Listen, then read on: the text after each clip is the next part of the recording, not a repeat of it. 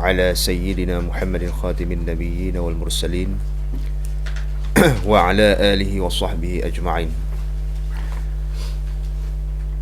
قال المؤلف رحمه الله تعالى: ونفعنا بعلومه وجعلنا مخلصين بقراءته. Kata dia, maka barang siapa i'tiqadkan bahawa sesuatu itu memberi bekas dengan illah atau dengan tabiatnya, yakni sesuatu itu memberi bekas dengan tabiatnya. Apa makna memberi bekas dengan tabiat? Yakni dengan zatnya. Ditafsirkan dengan tabiatnya, yakni dengan zatnya, memberi bekas dengan zatnya. Hukumnya maka tiada khilaf pada kufurnya, kufur orang yang mengiktikadkan. Tiada khilaf pada kufurnya, kufur barang siapa tu yang berpegang, yang beriktikad bahawa sesuatu itu memberi bekas dengan illah atau sesuatu itu memberi bekas dengan tabiat, yakni dengan zatnya. Contohnya dia kata di atas ta'liq nombor 1, qauluhu, bahawasanya sesuatu, artinya sesuatu daripada hamba Allah. Sesuatu di situ yakni sesuatu daripada hamba Allah Ta'ala. Dia i'tiqad sesuatu daripada hamba Allah ni. Satu lagi, sesuatu daripada hamba Allah, hamba yang diciptakan oleh Allah Ta'ala, dan juga daripada segala sebab yang beradat. Macam manusia memberi bekas ataupun binatang memberi bekas misalnya, dia kata itu hamba Allah. Dan juga sebab yang beradat, contohnya seperti api, itu sebab. Contohnya seperti api. Api itu sebab yang beradat. Seperti api pada menghanguskan, dan air pada memuaskan dahaga, dan pisau pada melukakan. Ini contoh-contoh bagi segala sebab yang beradat yang berlaku dalam dunia ni. Jadi siapa-siapa yang i'tiqadkan sesuatu daripada hamba Allah Ta'ala dan juga sebab yang beradat seperti yang disebutkan dalam contoh tadi, kesemua tu dia kata memberi bekas dengan illah yang disebutkan semalam, illah, dan juga memberi bekas dengan tabiat. Tabiat itu dengan zatnya. Contohnya memberi bekas dengan zat api. Zat api sifat dia secara adat menghanguskan benda. Dia i'tiqad api itu memberi bekas pada menghanguskan sesuatu. Air, tabiat dia memuaskan dahaga. Pisau, tabiatnya melukakan dan memutuskan sesuatu. Dia i'tiqad yang tu yang memberi bekas, maka hukum tiada khilaf di kalangan ulama pada kufurnya. Begitu juga memberi bekas dengan illah, sebagaimana gerak cincin itu ataupun gerak anak jari itu menjadi illah bagi gerak cincin. Baik. Dan barang siapa i'tiqadkan, macam seseorang itu i'tiqad wujud Allah Ta'ala itu, wujud Allah Ta'ala itu seperti wujud Allah Ta'ala itu ilat bagi wujud makhluk, itu pun tak ada khilaf pada kufurnya, kerana ada ilat ma'lul. Baik. Kata dia, masalah yang kedua. Masalah yang pertama tadi, i'tiqad, ini benda penting. Yang pertama berkaitan dengan tajuk sifat iradah kita. Yang pertama, i'tiqad sesuatu memberi bekas dengan ilat dan tabiat itu hukum kufur. Contohnya macam zaman sekarang ni lah. Zaman dulu pun ada dah. Zaman sekarang ni banyakkannya kufurnya manusia, baik agama lain sekalipun, kerana berpegang dengan ilat dan tabiat. Pasal apa? Pasal dia belajar sains. Bila orang yang belajar sains, dia tak pegang pada agama dah. Kerana sains dia terbuktinya sesuatu melalui eksperimen dan juga bukti. Bila pegangan seseorang tu berasaskan kepada prinsip sains, tanpa merujuk kepada akidah, dia akan terjebak kepada i'tiqad ini. Jadi i'tiqad memberi bekas dengan ilat dan tabiat. Baik, itu yang pertama. Yang keduanya dia kata, dan barang siapa i'tiqadkan bahawasanya memberi bekas dengan kuah, yakni bahawasanya sesuatu itu memberi bekas dengan kuah yang dijadikan dia akan kuah itu oleh Allah Ta'ala padanya, pada sesuatu. Jadi apa hukum orang yang pegang macam ni? Maka iaitu barang siapa itu fasik lagi mubtadi', tidak jadi kufur. Tidak jadi kufur, hanya fasik, lagi pula orang mubtadi'. Masalah yang kedua, orang yang i'tiqad sesuatu itu dia boleh memberi bekas tetapi dengan kuah yang Allah Ta'ala jadikan pada benda. Dia ada syibih takwil, dia panggil. Dia berlari sikit. Benda tu bagi bekas juga, tapi asalnya ialah daripada kuah yang Allah Ta'ala jadi pada benda tu. Maka hukum dia tak jadi kufur, hanya fasik dan mubtadi'. Hanya hukumnya fasik, dosa besar. Lagi pula mubtadi', orang yang buat bid'ah, yakni bercanggah dengan prinsip-prinsip ahli sunnah wal jamaah. Serupa i'tiqad mu'tazilah. Baik.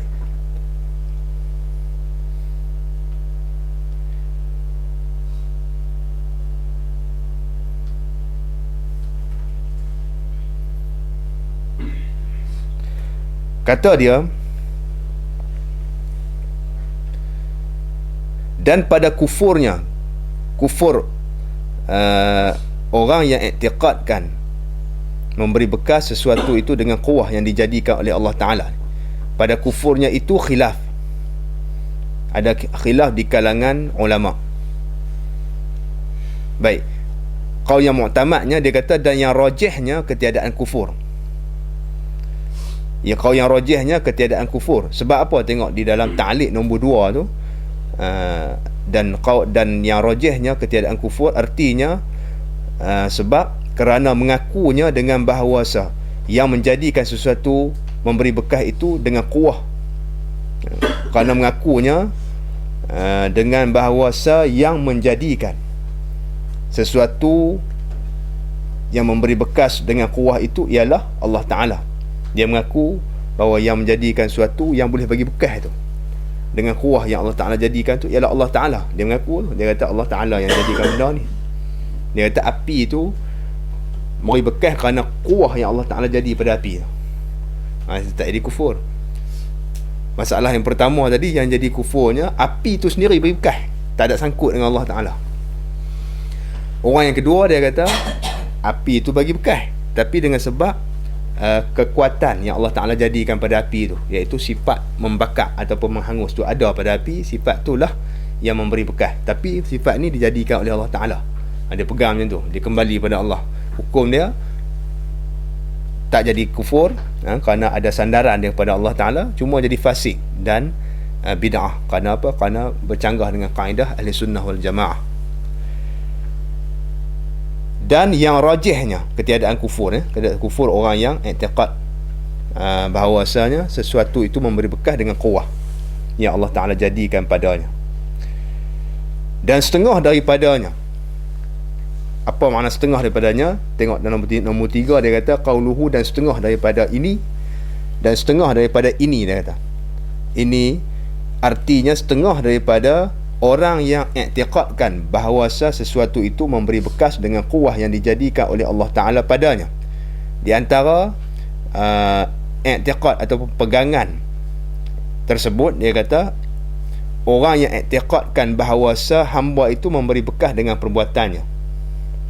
Di antara i'tiqad yang termasuk dalam i'tiqad yang kedua ni, dia kata orang yang i'tiqadkan bahawasa hamba ini memberi bekas pada perbuatannya. Itu i'tiqad yang termasuk dalam i'tiqad yang kedua ni.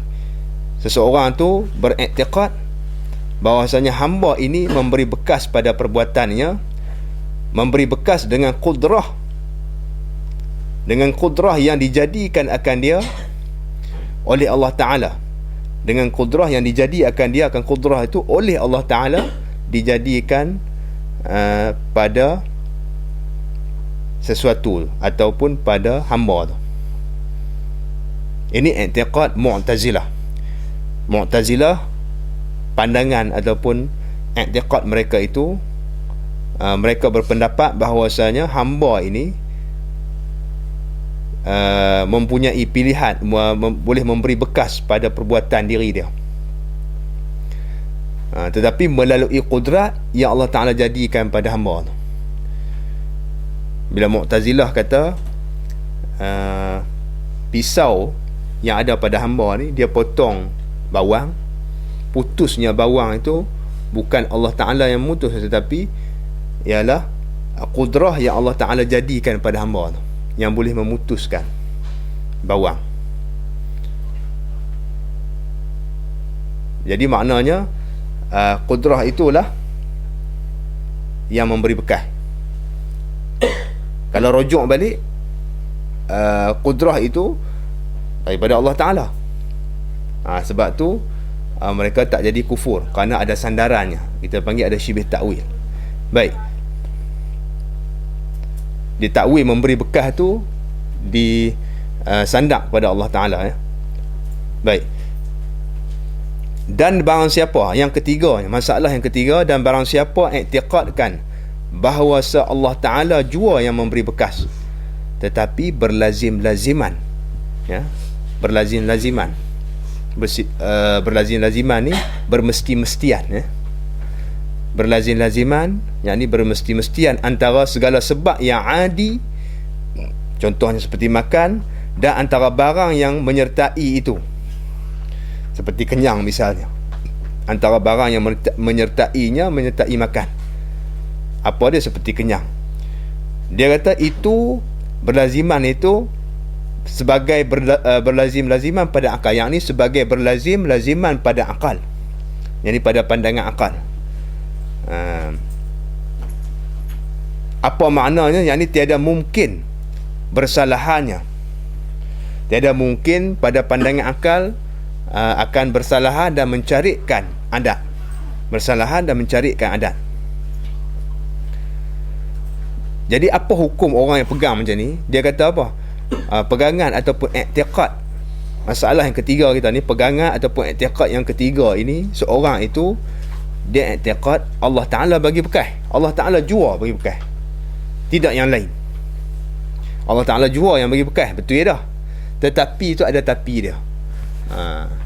Bagi bekas betul ya dah, tapi ada tapi dia. Tapi dia kata di antara sebab adi dan juga perkara yang menyertai bagi sebab adi itu ada berlaziman. Dari segi akalnya kita fikir dia mesti berlazim-laziman. Makna dia tak lepas. Maksud berlazim-laziman ni, bila ada ni dia kena ada sekali. Berlazim-laziman ni maknanya benda ni kalau ada yang ni, ada lazim, ada malzum dia. Ada malzum, mesti ada lazim dia. Dia tak boleh terpisah, dia panggil. Contohnya macam makan dengan kenyang. Dia i'tiqad yang beri bekas pada kenyang itu ialah Allah Ta'ala. Yang membekas, yang mengenyangkan itu Allah. Yang mengenyangkan itu Allah Ta'ala. Tapi dengan sebab adatnya nasi ataupun makan, sebab adatnya makanan yang membekas pada mengenyangkan Allah Ta'ala. Tetapi di antara makan dan juga kenyang itu dia mesti berlazim-laziman. Walaupun begitu, apa hukum dia? Hukum dia kata mana tak boleh bersalahan, tak boleh bercanggah dari segi hukum adatnya. Kita makan mesti kena kenyang. Kalau kata tak kenyang ni, tak boleh terima akal. Makan nasi ni 10 pinggan mesti kenyang, ya. Mesti kenyang, kalau tak pun mesti muntah balik, banyak sangat. Jadi maknanya berlazim-laziman tu mesti ada pada benda yang sebab yang adi dan juga perkara yang menyertainya. Walaupun dia i'tiqad Allah Ta'ala itu yang memberi bekas pada mengenyangkan, maka orang yang macam ni apa hukum? Maka orang itu jahil pada hakikat hukum adi. Orang ini jahil hakikat hukum adat. Dia tak boleh beza apa dia yang dikatakan hukum adat ni, dan terkadang membawa pada kufur. Ada kala orang yang jahil hukum adat ni boleh membawa kepada kufur. Sebab apa? Sebab apa? Sebab kadang-kadang seorang itu boleh menafikan dengan sebab dia berpegang benda tu betul dah sikit, tapi di belakang tu jadi salah, boleh membawa pada kufur. Kerana dia secara tidak langsungnya dia akan menafikan mukjizat Rasul. Bila orang yang jahil hukum adat ni, secara logik dia akan berfikir secara logik, dan secara automatiknya dia akan menafikan mukjizat Rasul. Orang yang menafikan mukjizat Rasul bahaya besar lah, kerana mukjizat Rasul lah satu-satunya bukti dan tanda nubuah dan risalah seorang Nabi dan Rasul. Seorang Nabi dan Rasul dakwa kata dia Rasul dan Nabi. Mana buktinya? Buktinya mukjizat. Orang yang menafikan mukjizat Rasul secara automatik menafikan nubuah ataupun risalah seorang Nabi dan Rasul. Ini membawa pada kufur. Sebab tu, kerana apa? Kerana mukjizat Rasul ini dia mencari keadaan. Dia tak mengikut nizam adi. Dia boleh berlaku tanpa ada sebab. Jadi kalau kita kata kita pegang yang beri bekas tu Allah Ta'ala, tapi antara sebab adi dengan sesuatu yang menyertai bagi dia tu berlazim-laziman, mana dia tak boleh bercanggah. Tak boleh bercanggah dan tak boleh mencari keadaan. Ini boleh membawa kepada kadang-kadangnya rosak akidah kita, kerana mukjizat Rasul tu tabiat dan sifat dia ialah menyalahi bagi adat. Baik. Dan barang siapa i'tiqadkan, ini masalah yang keempat, masalah yang keempatnya, dan barang siapa i'tiqadkan, yang pertamanya baharu segala sebab, yang pertamanya dia i'tiqad baharu segala sebab. Yang keduanya, dan tiada memberi bekas ia segala sebab itu dengan ilat dan dengan tabiatnya. Itu pegangan yang kedua. Dan tiada dengan kuah yang dijadikan oleh Allah Ta'ala padanya pada sesuatu. Ini pegangan yang ketiga. Yang pertama dia kata dia i'tiqad baharu segala sebab, satu. Yang keduanya, tiada memberi bekas dengan ilat, dua. Dan tiada memberi bekas dengan tabiat, tiga. Dan tiada, yang ini tiada memberi bekas dengan kuah yang dijadikan oleh Allah Ta'ala padanya, empat. Dan i'tiqad ia akan sah menyalahi, ini lima. Dan i'tiqad ia akan sah menyalahi, yang ini mencarikan hukum adat. Menyalahi makna mencari hukum adat. Contohnya seperti didapatkan, yang ini ada sebab. Didapatkan sebab, yang ini ada sebab, seperti makan, dan tiada didapatkan musabab, iaitu kenyang. Seperti didapatkan, yang ini ada sebab, seperti makan, dan tiada didapatkan musabab, yang ini tak ada musababnya. Mana ada musabab? Iaitu kenyang. Dia kena ada sebab musabab. Dari segi adatnya, sebab musabab ini berlaziman dari segi adat, tapi sah menyalahi. Sebab tu berlaziman pada adat yang atas tadi, orang tu fikir berlaziman pada akal. Berlaziman pada akal ni dia kena tetap, berlaziman pada akal dia kena tetap, dia tak boleh bercanggah. Tetapi berlaziman pada adat boleh. Baik. Tak faham tak berlaziman pada akal dengan adat ni? Berlaziman pada adat, kalau kita adat ni boleh dihukum dengan sekali cuba ya. Kita try sekali macam ni. Kita tanam pokok cabai, benih sama, tabung. Pokok cabai tu naik, lepas 3 bulan naik sama tinggi. Betul. Dan adat ni sama. Yang nak menyalih adatnya, kita tanam benih cabai tu, kita tabung. Lepas sebulan tu yang ni naik. Ataupun lepas 2 minggu naik tinggi ni. keluar apa cabai besar ni, kita kata itu menyalih adat. 2 minggu ya, tak ada buah baju apa, hal lain tu naik tak sama, yang tu menyalahi adat nama dia. Baik, itu dari segi adat, maknanya berlaziman pada adat tu, pada kebiasaan kita cuba sekali 2 kali, dianggap hukum adat lah. Pada akal ni dia tak boleh berubah, macam perkara wajib, macam sifat-sifat Allah Ta'ala kita fikir dia tetap macam tu, dia tak berubah. Benda mustahil tak berubah. Itu benda yang pada pandangan akal. Baik, dia kata i'tiqad yang kelima ni, orang yang i'tiqad akan sah menyalahi seperti didapatkan sebab, yakni ada sebab, contohnya seperti makan, dan tiada didapatkan musabab, ini tak ada musabab, contohnya itu seperti kenyang, iaitu kenyang.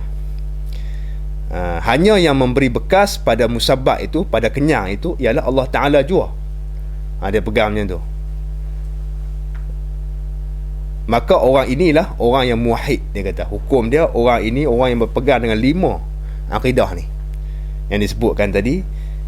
Maka orang ini orang yang muwahhid, yang ni orang yang mengesahkan Allah Ta'ala, yang dapat kelepasan dengan kurnia Allah Ta'ala daripada masuk ke dalam neraka, dapat kelepasan di hari akhirat esok daripada neraka dan daripada kekal dalam neraka. Baik. Kemudian kata dia, dan ketahui olehmu. Bila sebut ketahui olehmu ni, makna perkara ni penting dan payah. Perkara ni penting dan payah, diselit dengan kalimah ketahui olehmu, ataupun dalam kitab Arab i'lam, kita kena amati masalah dan juga kalam yang selepas daripada kalimah ketahui olehmu ni, kerana masalah ini payah dan masalah ini dalam. Baik, ketahui olehmu bahawa iradah itu pada ahli sunnah lain daripada suruh dan rida dan ilmu. Dia kata iradah, sifat iradah pada pandangan ahli sunnah wal jamaah bukannya suruh, bukannya rida, bukannya sifat ilmu lain. Kerana ada orang yang i'tiqad bahawasanya iradah itu bersamaan dengan suruh, dan ataupun paling kurangnya berlazim-laziman dengan suruh. Bila kata iradah, dia kehendak, Allah Ta'ala berkehendak, maka ada suruh di situ, tak? Bukan macam tu, tak? Begitu juga rida. Ada orang kata iradah itu, berkehendak Allah Ta'ala itu sama dengan rida, ataupun berlaziman dengan rida. Bila ada iradah, adalah rida tu. Tidak juga. Dan ada juga orang berpendapat iradah itu sama dengan ilmu. Ada orang berpendapat bahawasanya sifat iradah tu dengan sifat ilmu tu sama, tak ada beza, seperti i'tiqad sebahagian pada Mu'tazilah. Baik, kesemua ni dia nak erat Mu'tazilah tujuan dia. Baik, kalau begitu kaedah kita ahli sunnah, iradah berbeza dengan suruh, berbeza dengan rida, berbeza dengan ilmu. Lain, benda yang lain sama sekali.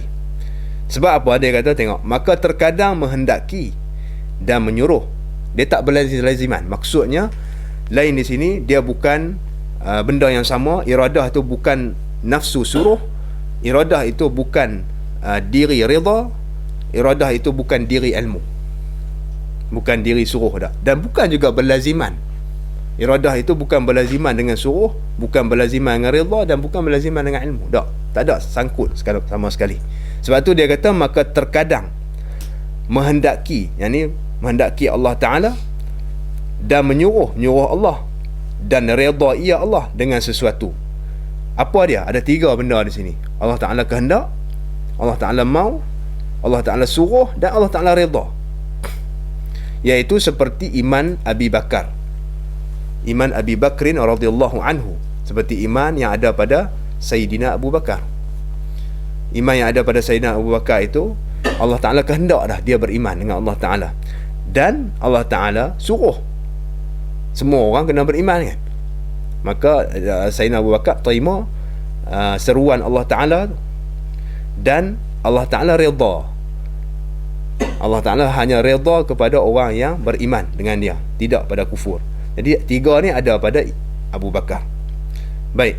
Dan tiada menghendaki. Yang ini terkadang ada kalanya Allah Ta'ala tiada menghendaki, tiada berkehendak. Dan tiada menyuruh dan tiada redha ia Allah dengan dia. Dengan sesuatu tu. Contohnya seperti kufurnya kufur iman, kufur Abu Bakar. Seperti kufurnya kufur Abi Bakrin. Ini contoh Allah Ta'ala tak kehendak dan Allah Ta'ala tak suruh dan tak redha.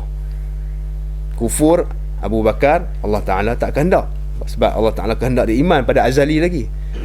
Suruh pun tak, Allah Ta'ala tak suruh kufur. Yang suruhnya beriman. Dan Allah Ta'ala tak redha dengan kufur. Baik. Dan terkadang menghendaki dan tiada menyuruh dan tiada redha. Dan terkadang, masalah yang ketiga ya, tadi masalah pertama kita buat pecahan masalah. Masalah pertama, kadang-kadang Allah Ta'ala kehendak, suruh dan redha, seperti Imam Abu Bakar. Masalah yang kedua, Allah kadang-kadangnya Allah Ta'ala tiada kehendak, tiada suruh dan tiada redha, seperti kufurnya. Masalah yang ketiga, terkadang, yang ini kadang-kadangnya menghendaki dan tiada menyuruh dan tiada redha ia Allah. Allah Ta'ala kehendak tapi Allah Ta'ala tak suruh dan Allah Ta'ala tidak juga redha. Allah Ta'ala kehendak benda tu berlaku tetapi dia tak suruh dan tak redha. Contohnya seperti kufur Fir'aun. Kufur Fir'aun Allah Ta'ala kehendak. Kita pegang dah, segala perkara yang baik dan buruk itu di bawah kehendak Allah. Perkara yang baik seperti iman, perkara yang buruk seperti kufur, duduk di bawah kehendak, tak keluar nah. Jadi bila Fir'aun tu kufur, maka Allah Ta'ala kehendak kufurnya. Tetapi adakah dia suruh? Allah Ta'ala tak suruh. Bahkan Allah Ta'ala suruh Nabi Musa dan Nabi Harun pergi berdakwah pula. Dalam Quran berapa kali cerita, berapa banyak cerita tentang Nabi Musa Harun suruh. Allah Ta'ala perintah Nabi Musa dan Nabi Harun untuk berdakwah pada Fir'aun. Baik, Allah Ta'ala, mana itu tuntutan daripada Allah. Dan tidak redha, Allah Ta'ala tak redha dengan kufur dia. Baik. Dan terkadangnya, yang masalah yang keempat, menyuruh dan redha ia Allah dan tiada menghendaki. Dan tiada menghendaki ia Allah akan perkara tersebut. Contohnya seperti imannya Imam Fir'aun. Imam Fir'aun ni Allah Ta'ala suruh beriman, siapa pun Allah Ta'ala suruh. Dan Fir'aun sendiri pun dalam sebut dalam Al-Quran, Allah Ta'ala suruh beriman dengan dia. Dan Allah Ta'ala redha dengan iman tu. Tetapi Allah Ta'ala tak kehendak. Baik. Jadi sebab apa jadi macam tu? Dia kata, dan yang demikian itu, demikian perkara yang tersebut, ataupun demikian terkadang Allah Ta'ala suruh dan redha tapi dia tak kehendak. Kita rujuk yang dekat. Yang demikian itu kerana hikmah yang mengetahui ia Allah akan dia akan hikmah. Pasal apa Allah Ta'ala tak kehendak perkara tu? Allah Ta'ala tak kehendak Fir'aun itu beriman, walaupun dia suruh, walaupun dia redha dengan iman tersebut, tapi dia tak kehendak. Kerana itu ada hikmah yang hanya Allah Ta'ala saja yang tahu. Dalil dia, la yus'alu amma yaf'al wa hum yus'alun. La yus'alu amma yaf'alu wa hum yus'alun. Jangan ditanya tentang apa yang berbuat oleh hamba Allah Ta'ala, tapi mereka itu akan ditanya di hari akhirat esok. Baik, maka jadilah segala bahagi itu empat, dia kata. Jadi pembahagian tadi di antara iradat, suruh dan redha itu kesemuanya ada empat pembahagian. Baik.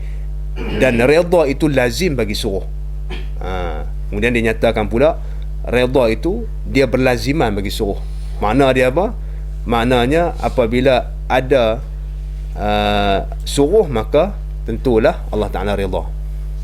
Bila ada suruh, tentu ada redha. Itu makna berlaziman. Sebab tu dikatakan lazim itu lazim, redha itu lazim, suruh itu malzum. Bila Allah Ta'ala suruh, makna tentu dia redha. Bila Allah Ta'ala suruh beriman, maka tentu dia redha dengan iman tu. Tidak, dia berlaziman sini. Baik, mana dalil membuktikan Allah Ta'ala bersifat dengan sifat iradah, dan dalil bukti iradah Allah Ta'ala itu, berkuasa Allah Ta'ala itu bahawasanya jika ternafi daripada Allah Ta'ala oleh iradah, jika ataupun jikalau kita andaikan jikalau ternafi daripada Allah Ta'ala itu iradah, apa hukumnya? Nescaya adalah ia lemah. Bila tak ada iradah, tentu Allah Ta'ala, bila tak ada padanya iradah, tentu sabit lawan dia. Baik. Tapi dia kata di sini, apabila tiada iradah, tentu lemah. Sebab apa? Sebab terhenti kudrah atas iradah. Jadi macam tu. Kerana terhentinya, bergantungnya kudrah itu atas iradah. Jadi terhenti dan bergantung itu pada bicara akal. Jadi pada pandangan akal dan perkiraan akalnya. Dan sekiranya iradah ni ataupun kudrah ni, dia bergantung pada iradah. Kalau Allah Ta'ala kehendak, barulah iradah luluskan. Kalau kehendak tak ada, maka kudrat tak ada. Kudrat tak boleh buat. Jadi lemah. Bila tak ada iradah, maka tak ada kudrat. Bila tak ada kudrat, maka jadi lemah Allah. Itu dari segi perkiraan akal, bukan pada nafsul amri tak, dan pada waqi'. Sebab tu dia kait pada bicara akal, terhenti pada perkiraan dan bicara akal. Dan jika ada ia lemah, kita bawa lagi dalil ni, jika ada ia Allah Ta'ala itu lemah, apa hukumnya? Nescaya tiada menjadi ia akan suatu daripada alam ini. Jika ada ia lemah, nescaya tiada menjadi ia Allah akan suatu daripada alam ni. Bila lemah, jaya dia tak boleh buat, kerana tak ada sifat kudrat. Dan yang demikian itu, natijahnya tak sampai lagi. Dan yang demikian itu batil dengan musyahadah. Yang demikian itu mana? Tiada menjadi suatu daripada alam itu, batil sama sekali. Yang ni, ataupun kita kata tiada suatu daripada alam ni, eloknya tiada suatu daripada alam ini batil dengan musyahadah. Tak betul, salah. Dalilnya musyahadah, ya. Bila macam tu, maka sabitlah kudrahnya, sabitlah nyatalah pada pandangan akal kita, sabit sifat kudrat di zat Allah Ta'ala. Dan apabila sabit kudrat, maka sabit iradat, kerana terhentinya dan bergantungnya pada bicara akal ini kudrat atau iradat. Bila sabit iradat, tentulah sabit kudrat, kerana kudrat nak buat sesuatu itu dengan penentuan iradah. Iradah tak ada, kudrat tak boleh buat. Baik, ini dari segi pandangan akal lah. Dan apabila sabit iradah, mustahilah lawannya. Bila sabit iradah, mustahilah lawannya. Lawan iradah, apa lawan dia? Iaitu ada sesuatu dengan ketiadaan kehendak. Yang ditafsirkan dulu, antara dia ada sesuatu dengan ketiadaan kehendak, dia tergagah ataupun lalai ataupun terlupa, ghalit ke, lepa ke, tak kira, asalkan keluar daripada kehendak dia. Ataupun jadi sesuatu dengan ta'lil atau dengan tabiat. 5 perkara ni. Jadi ta'lil dengan tabiat, kesemua itu mustahil di atas Allah Subhanahu wa ta'ala. Baik, kata dia yang ke-9, ilmu. Yang ni sifat yang ke-9-nya, namanya sifat ilmu. Nama bagi sifat yang ke-9 daripada 20 sifat, namanya sifat ilmu. Artinya, arti ilmu itu mengetahui. Baik, artinya bukan mengetahui, artinya pengetahuan. Kerana mengetahui itu tafsir bagi ilmu dengan makna masdari. Ilmu dengan makna masdari. Ilmu pun ada 2 makna. Ini lafaz mushtarak, ilmu dengan makna ismi dan ilmu dengan makna masdari. Ilmu makna ismi itu ditafsirkan dengan apa? Ilmu dengan makna sifat, iaitu pengetahuan. Ilmu dengan makna mengetahui ini ilmu dengan makna masdari ataupun ta'alluq, wazifah. Apa kerja ilmunya? Mengetahui. Apa tugas ilmu? Mengetahui. Tahu macam mana? Tahu jadi nyata segala perkara yang akan dinyatakan nanti dalam ta'rif. Itu tugas ilmunya. Jadi ilmu di sini artinya, arti ilmu, arti sifat ilmu itu pengetahuan, yang dengan dia lah mengetahui. Boleh juga kita buat pengetahuan yang dengan dia mengetahui, bukan kita nak buang tak buang. Cuma kita tafsirkan. Artinya, arti ilmu itu pengetahuan yang dengan dia lah, dengan pengetahuan itu mengetahui Allah Ta'ala. Jadi takluk tu tak di belakang, tak depan, sifat dulu. Jadi ilmu dia ada dua makna. Ilmu dengan makna isbi yang kita terjemah dengan pengetahuan. Ilmu juga ada makna kedua, ilmu dengan makna masdari ataupun makna ta'alluq yang terjemahkan dengan mengetahui. Bila ada lafaz mushtarak dua ni, kena ta'yin makna supaya tak keliru. Baik. Dan iaitu sifat yang mawujud. Sebab apa kita tafsir macam tu? Dalilnya ta'rif dia. Dia kata iaitu rujuk pada ilmu. Itu dalil menunjukkan ilmu ini bukan dengan makna mengetahui. Ilmu ni dengan makna pengetahuan. Kerana dalilnya dia ta'rifkan ilmu tu dengan makna sifat. Dia kata dan ilmu dengan makna pengetahuan itu ialah suatu sifat yang mawujud. Suatu sifat yang ada diri dia, yang boleh nampak dengan mata kalau Allah Ta'ala buka hijab. Ya? Lagi pula yang sedia, tengok. Yang sedia nah. Yang sedia kala. Yang ni yang sedia kala pada azali. Semua sifat Allah Ta'ala ni, sifat ma'ani Allah sedia. Ya, sifat ma'ani Allah Ta'ala ni semuanya sedia. Lagi pula 20 sifat Allah Ta'ala tu azali. Sifat Allah Ta'ala tu azali. Lagi pula qadim. Tak ada pun baharu nah. Jangan salah faham. Yang kata baharu tu hanya ada pada baharu sahaja. Sifat baharu hanya tumpang pada zat baharu. Dia tak boleh ada pada zat qadim sama sekali sifat baharu ni. Kerana apa? Kalau sifat baharu ada pada zat qadim, jadi baharu pula zat Allah Ta'ala. Dia tak boleh campur. Jadi dia nyata sini suatu sifat yang sedia, makna yang qadim. Satu sifat yang sedia, yang qadimah, yang sedia kala lagi, tidak ada permulaan. Kalau tak faham lagi, sifat yang sedia ni yang tak ada permulaan bagi dia, lawan bagi baharu, yang berdiri pada zat Allah Ta'ala. Maknanya yang sifat ini dia tak boleh berpisah daripada Allah, daripada zat Allah Ta'ala. Tabiat sifatnya, baik sifat baharu dan sifat qadim ke, baik sifat qadim sekalipun, dia kena berada pada zat. Sifat dia tak boleh terpisah daripada zat, walaupun sifat qadim. Dia memang tabiatnya kena pada zat. Dia ada pada zat, berdiri pada zat. Jadi kalau kita ibarat dengan tumpang tu, nak bagi faham je, nak bagi faham dah. Jangan gunakan tumpang tu maknanya macam zat sifat baharu tumpang pada zat baharu. Tak sama sekali. Tumpang ataupun bertenggak ke, dalam bahasa pada dia kata bertenggak sifat pada zat. Maknanya sifat tu tak lepas pada zat. Dia tak boleh bawa diri dia sendiri. Dia zat dengan sifat lain hakikat dia. Zat ini dia boleh bawa diri sendiri. Apa makna boleh bawa diri sendiri? Dia tidak berada pada benda lain, tidak tumpang pada benda lain. Dia sendiri bawa diri dia. Sifat, tabiat dia, tabiat zat macam tu.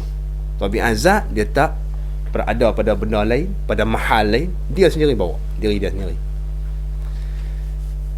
Sifat pula berbeza dengan zat. Sifat ni tabiat dia macam tu dah. Baik sifat baharu, baik sifat qadim, dia kena berkaitan dengan zat. Dia kena ada di zat. Kalau sifat mawujud, dia kena ada di zat. Macam putih kena ada pada kertas. Macam sifat qudrat iradat tu, dia tak boleh terasing, dia kena ada pada zat Allah Ta'ala. Dia tak boleh terasing. Ni zat ni sifat ada dia ada pada zat. Itu tabiat dia. Adakah jadi lemah? Tak. Kita tak panggil lemah, kita tak panggil lekeh, sebab memang tabiat dia macam tu. Bila tabiat dia macam tu, kita tak katalah benda tu lekeh dan juga benda tu lemah. Tak. Tabiat sifat macam tu dah. Boleh sifat, kalau sifat tu boleh buat dia sendiri, tak ada beza dengan zat. Kita tak panggil sifat tu sifat, panggil zat. Contohnya kertas dan juga warna putih, manis dan juga buku gula ataupun hablu gula. Hablu gula dengan manis tu duk berasin. Boleh tak? Jadi maknanya kita kata manis ni zat tak panggil sifat lah. Masin tu tak panggil sifat. Masin tu yang ada pada garam tu sifat bagi garam. Dia tak boleh terpisah pada garam. Kalau terpisah pada garam, terpisah pada gula, tokek gula dengan garam tak gaya. Macam mana nak buat? Jadi tak boleh terima. Kalau boleh pisah ni, jenuh bancuh ayat teh, ayat kopi tak manis, tak lekat, dia tak. Bila hancur hablu gula dalam teh tu, manis tu lekat pada ayat teh, pada cecair tu, pada ayak tu pula. Maknanya di sini dia nak cerita tabiat sifat macam tu, walaupun sifat yang qadim. Tak semestinya kita kata sifat qadim ni boleh bila pisah tak boleh, dia tak jadi sifat lah, jadi zat lah. Kalau berpisah dia kena berada pada zat ataupun tumpang pada zat. Jadi ibarat tumpang tu nak bagi faham saja, bukan sama dengan baharu lah, nak menghampirkan faham. Jangan salah faham lah bab tumpang. Takut tak faham apa makna berdiri pada zat tu. Bukan berdiri duduk macam tu lah. Sifat tu dah maknanya ada sifat ini dia tak boleh bawa diri dia sendiri, dia kena ada pada zat dan berkaitan dengan zat. Itu maknanya. Yang boleh bawanya zat tu.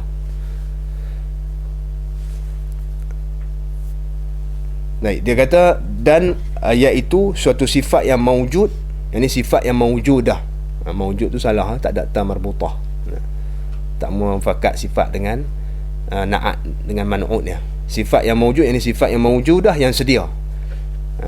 Yang mawujudah ni maknanya sifat yang ada diri, yang dapat lihat dengan mata kita kalau dibuka hijab. Lagi pula yang sedia, yang ni sedia kala pada azali lagi, yang diri pada zat Allah Ta'ala. Yang nyata, ini nak menyatakan tugas bagi sifat ilmu, wazifah dia. Apa wazifah sifat ilmu? Iaitu yang nyata dengan dia, dengan sifat ilmu itu, dengan sifat berkendak itu oleh segala perkara. Mana ada segala perkara, iaitu nyata oleh segala perkara, iaitu perkara wajib, perkara mustahil dan juga perkara yang harus. Nyata dengan sifat ilmu itu oleh segala perkara.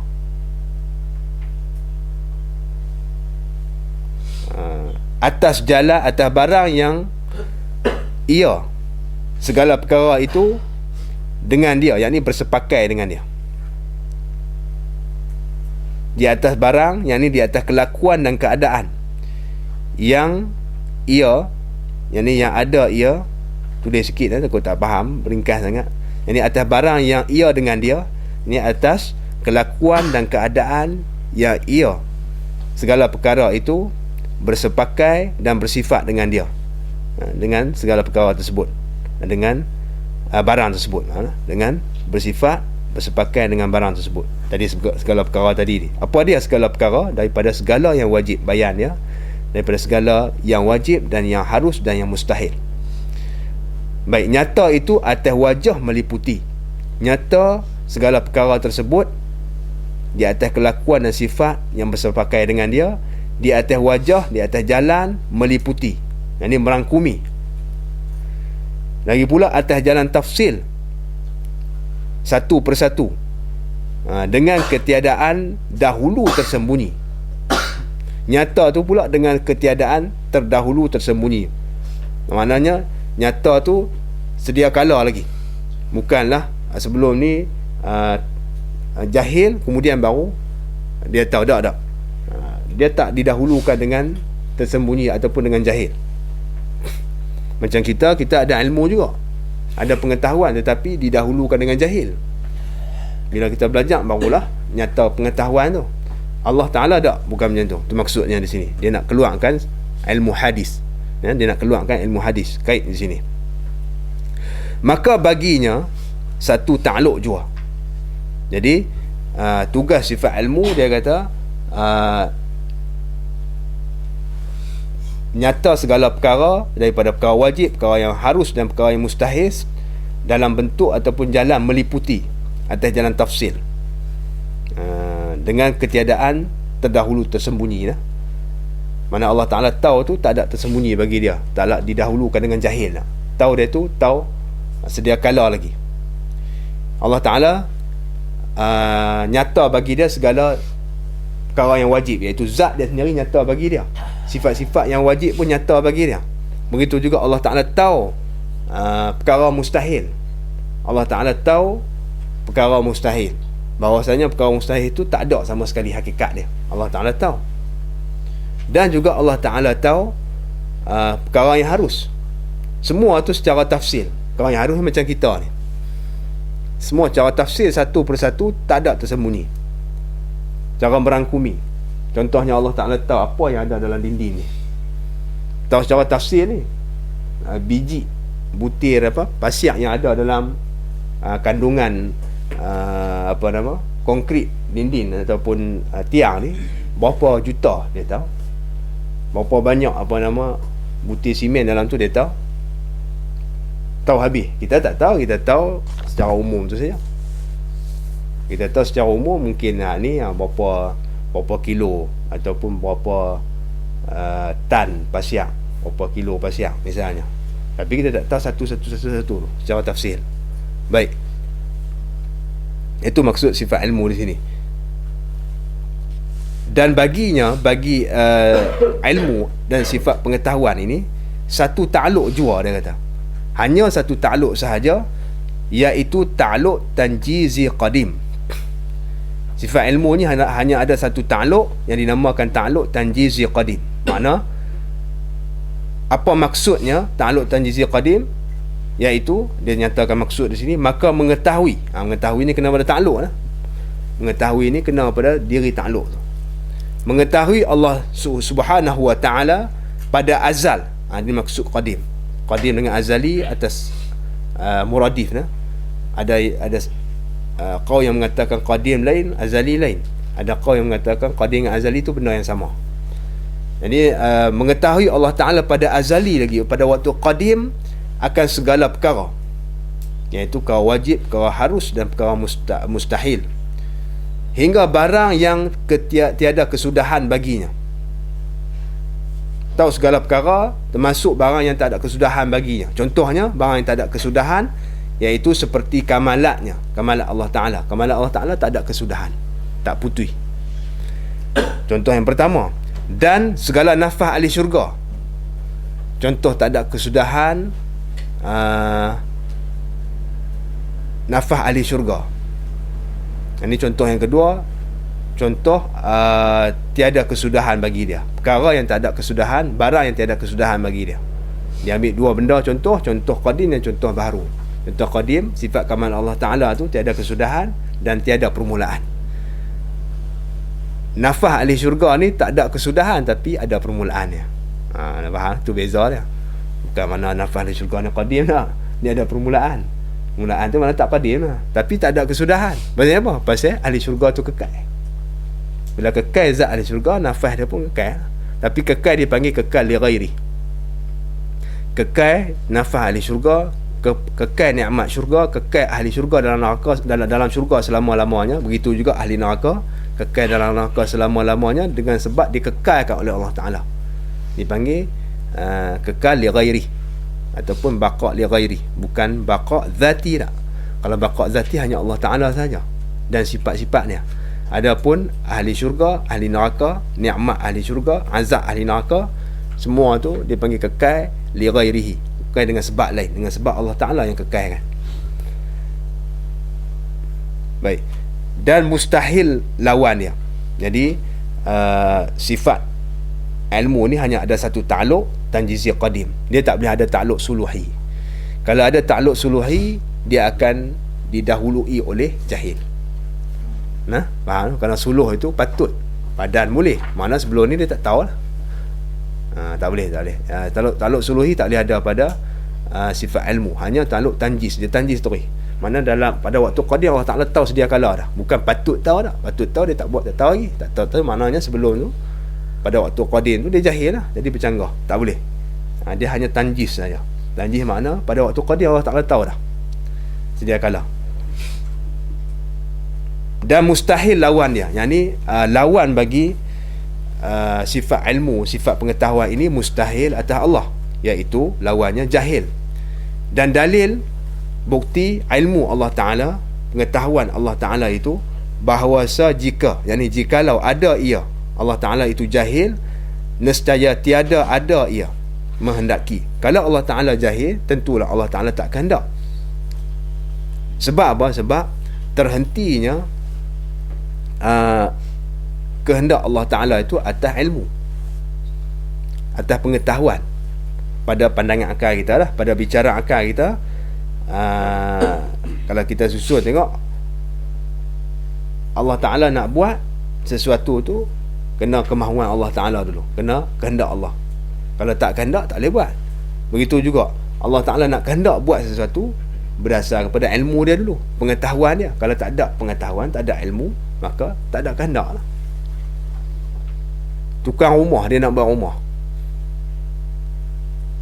dia nak buat dengan kehendak dia, tak boleh paksa dia kan. Kemudian dia nak buat rumah, kena ada ilmu.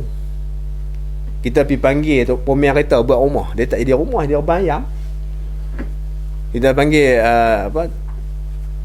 tukang rumah pergi pemilik kereta kita, lingkup kereta. Jadi maknanya di sini dia kena ada ilmu yang bergantung. Ini contoh baru nak bagi faham lah, secara ta'akul, akal kita, bukan pada nasu amri lah. Kita buat dalil ni kerana nak memahamkan kalau Allah Ta'ala tak ada sifat ilmu, tentu jahil. Bila jahil, tentu dia tak berkehendak. Jadi dia kata lagi, apabila jahil ia, nescaya tiada ia menghendaki. Bila tiada kehendak, dan iaitu tiada menghendaki Allah Ta'ala itu mustahil. Sebab apa? Kerana sabit menghendakinya, yakni iradahnya, iradah Allah Ta'ala dengan dalil yang telah lalu. Dalil yang sebut dulu bahawa Allah Ta'ala sabit padanya sifat iradah, ya, dengan dalil yang lepas. Kalau begitu, maka sabitlah, jadi nyatalah dalam hati kita sabit sifat ilmu. Dan apabila sabit baginya, bagi Allah Ta'ala itu ilmu, sifat berkehendak, mustahil atasnya jahil. Mustahil atasnya atas Allah Ta'ala itu jahil, kerana tak boleh berhimpun dua yang berlawanan pada satu mausuf. Baik, apabila sabit ilmu, maka ternafilah jahil tu. Yang ke-10-nya hayat. Hayah, bukan hayat lah, bubuh hayat, ta marbutah, bukan ta mabsutah. Salah ni, betul ya. Ta marbutah, hayah. Hayat ni jadi orang Melayu, Arab Melayu. Ta mabsutah macam tu kan, bulat kan. Marbutah, marbut. Mabsutah dia terbuka itu, betul ya. Kita nak ta marbutah. Yang ke-10-nya hayah. Arti hayah itu hidup, dia kata. Ini pun begitu juga, kita kena tafsirkan makna yang tepat, iaitu artinya, arti hayah penghidup, yang dengan dia lah hidup Allah. Artinya, arti bagi sifat hayah itu penghidup, yang dengan dia hidup. Baik. Sebab apa? Sebab dalilnya kita bicara tentang sifat, bukan ta'aluk. Lepas tu orang kata lah, hayat tak ada sifat, tak ada ta'aluk baginya. Betul? Dalam 7 sifat ma'ani ni, 6 dipanggil lafaz mushtarak, 6 dia ada padanya ta'aluk, ya, selain pada hayat. Hayat tak ada ta'aluk bagi dia, mana tak ada wazifah dan kerja bagi dia. Lepas tu kita panggil apa? Hayat ini, hidup tu apa dia? Hidup tu tak dipanggil sebagai ta'aluk, tapi dipanggil samarah bagi sifat. Pada yang kata hidup ini samarah bagi sifat, dia lebih umum pada ta'aluk. Maknanya, apa makna samarah? Apa kesan sifat? Apakah samarah ni? Maknanya faedah sifat. Macam tu. Apa faedah sifat ni? Faedah dia ialah hidup. Faedah sifat hayatnya ialah hidup Allah Ta'ala. Dipanggil samarah bagi sifat. Sebab tu kita tafsir hayah artinya berkehendak, yang dengan dia lah hidup. Hidup itulah dinamakan sebagai samarah bagi sifat, faedah dia. Bukan ta'aluk. Ta'aluk ni dia makna lain. Ta'aluk ni dia wazifah dia tu luar daripada sifat tu sendiri. Dia buat benda luar. Hayat Dia tak adakan sangkut dengan benda luar tak. Dia sangkut dengan zat Allah Ta'ala sendiri. Bila ada sifat hayat, Allah Ta'ala hidup. Sifat hayat, mana zat Allah Ta'ala hidup dengan sifat hayat.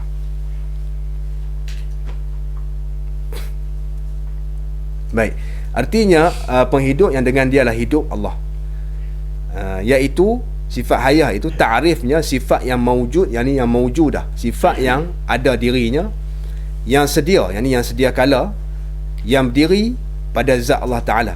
Jadi sifat yang ada pada zat Allah Ta'ala. Dia tak bercerai tanggai daripada zat Allah, dia tetap ada pada zat, bertenggak pada zat Allah Ta'ala. Kesemua sifat Allah itu ada pada zat, tak boleh berpisah sama sekali. Yang mengesahkan, yakni pada pandangan akal, yang mengesahkan pada akal kita, baginya Ta'ala bahawa bersifat ia dengan ilmu dan lainnya. Sifat hayat ni dipanggil sifat yang nak mengesahkan bagi Allah Ta'ala itu bersifat dengan sifat-sifat yang lain, bersifat dengan sifat ilmu, bersifat dengan sama' basar, dan juga bersifat dengan lain pada sifat ilmu sama' basar, sifat kudrat, iradat dan sebagainya. Baik, sebab apa dia kata macam tu? Dia hanya nak menyata sifat hayat ni dari segi akal kita fikir, dia sifat untuk mentashihkan sifat yang lain. Allah nak mentashihkan, nak mengesahkan Allah Ta'ala itu bersifat dengan sifat yang lain. Kita bawa perbandingan mudahnya, kita ni manusia ni, kita pun ada sifat ilmu, ada iradat, ada sama', ada basar, tapi hak baru lah. Kita pun ada hayat, tapi hayat kita dengan roh. Bila keluar roh, mana hilang sifat hayat kan? Bila keluar roh, ibarat daripada hilang sifat hayat, ganti dengan mati. Jadi bila hilang sifat hayat kita, yang lain berfungsi tak? Yang lain berfungsi tak? Basar kita berfungsi tak? Sama' kita berfungsi tak? Itu ilmu kita berfungsi tak? Kudrah kita berfungsi tak? Tak ada dah, habis dah. Jadi seolah-olahnya sifat hayat ni satu sifat yang nak mengesahkan sifat yang lain. Bila ada hayat ni, ada yang lain.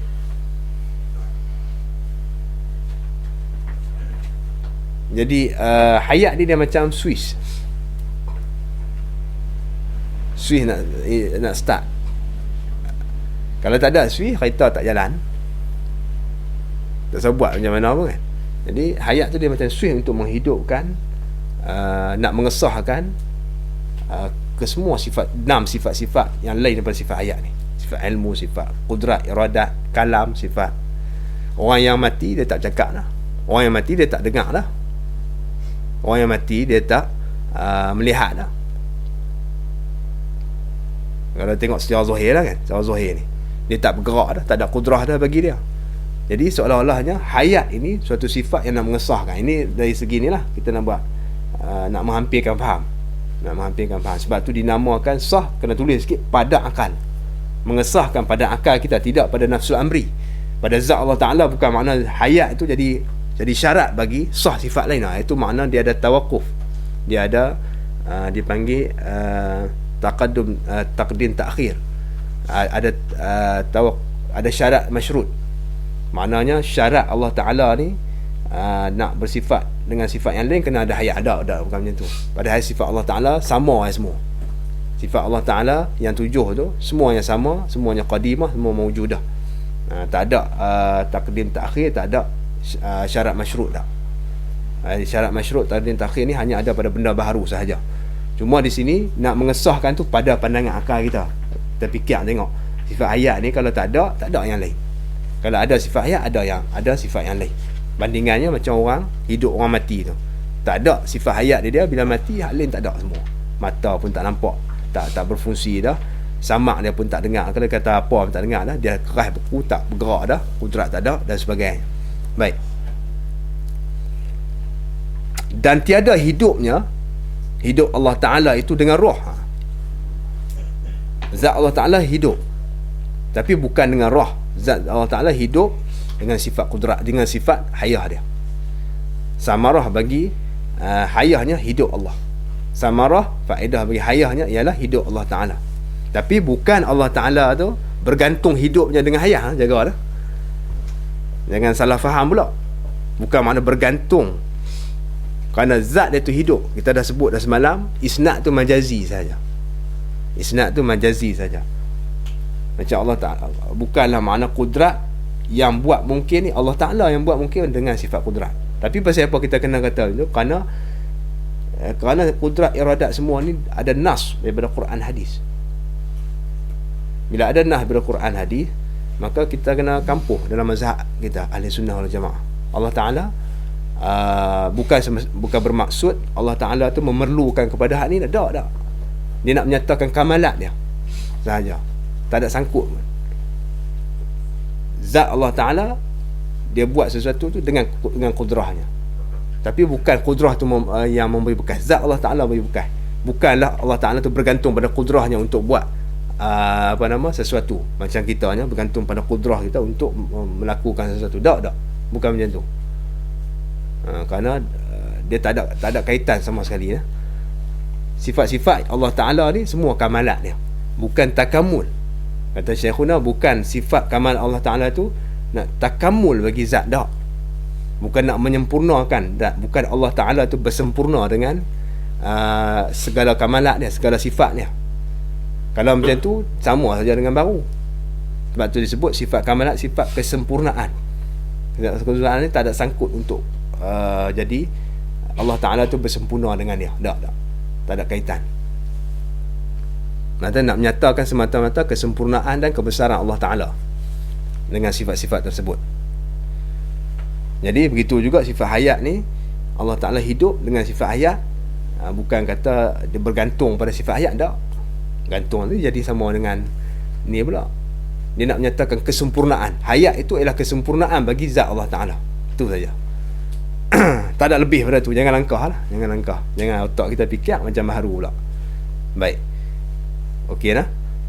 Benda ni halus sikit, susah nak faham. Kali pertama belajar macam tu lah.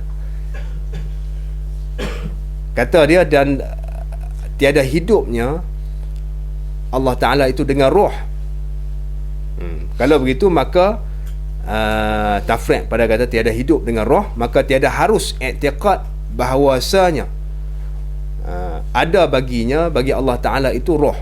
Tidak harus sama sekali. Hukumnya haram kita i'tiqad ada bagi Allah Ta'ala itu roh. Dan jika ghayahnya, dan jika roh yang qadim sekalipun, walaupun kita i'tiqad roh itu roh qadim, tak sama dengan roh kita, hukumnya haram.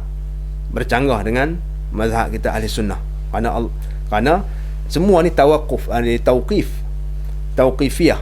Kita tak boleh pandai mereka dah. Bab usuluddin ni, bab tauhid ni, dia tauqifiyah. Jadi kita tak boleh nak lebih, nak tambah, nak mandai, nak mereka, tak boleh. Kalau dia sebut 20 sifat, 20 sifat lah. Kalau kata hidup dengan roh, dengan hayah. Kita jangan mandai-mandai hayat ni mungkin roh qadim, tak ada. Itu semua mereka dan dipanggil bid'ah dalam agama. Lebih-lebih lagi dalam bab usuluddin dan tauhid.